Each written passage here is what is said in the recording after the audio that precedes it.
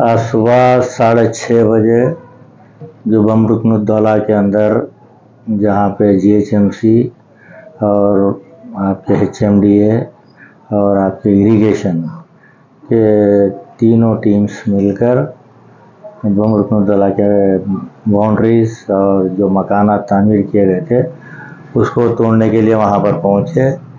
जैसे ही सदर मोहतरम आली जनाब अलहाज barrister Asaduddin Owaisi member of parliament को इसकी इत्तला मिली तो सदर साहब ने मुझको टेलीफोन करके कहा कि आप वहाँ पर जाइए, जो मकानात को तामीर हो रहे हैं वहाँ पर डिमोलिशन के लिए आए हुए हैं। तो मैं और हमारे इब्तदाई के सदर जनाब गफ्फार खान साहब, वहाँ के मुकामी इब्तदाई के सदर हबीब साहब मिलकर, हम तीनों मिलकर वहाँ पर गए। जाकर हमने MRO राजेंद्र नगर से और दीगर ऑफिसर से हमने बात किए कि इसकी वजह क्या है, आप लोग किस वजह से इसको डिमोलिशन कर रहे हैं। तो उन्होंने हमको जवाब नहीं दिया, ये हम नहीं कर रहे हैं कि हाइड्रा वाले कर रहे हैं। तो हमने हाइड्रा के जो ऑफिसर है उनसे बात करने की कोशिश की तो वहाँ पर हमको अरेस्ट करके सीधे हमको शादनगर के आगे जो 15-20 किलोमीटर पे पुलिस स्टेशन है वहाँ पर ले जाकर हमको अरेस्ट कर वहाँ पर भेज दिया गया।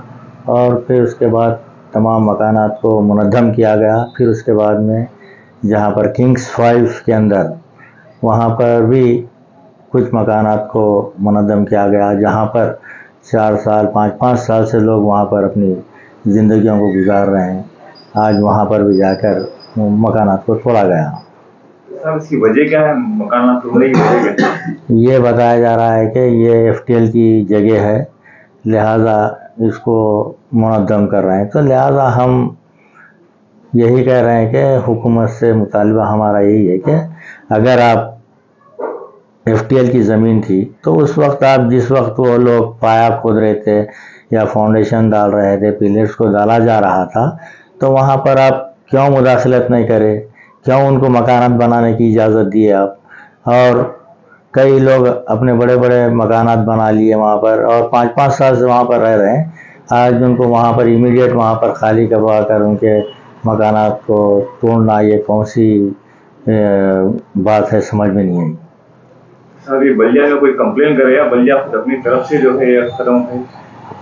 ये बल्दिया के अंदर तो कोई कंप्लेंट नहीं करे, लिहाजा ये बहुत पहले से ये चल रहा था कि जो FTL की ज़मीन है कहकर कोई एक लुबना सरवत कहकर उन्होंने ये इसके ऊपर एक केस डाला था और वो मुसलसिल उसकी पैरवी जो चिमन लाल सुरेश साहब जो ज़मीन के ओनर है किंग्स 5 के, उन्होंने उसकी पैरवी कर रहे थे और पूरी ज़मीन के ऊपर स्टे ऑर्डर है।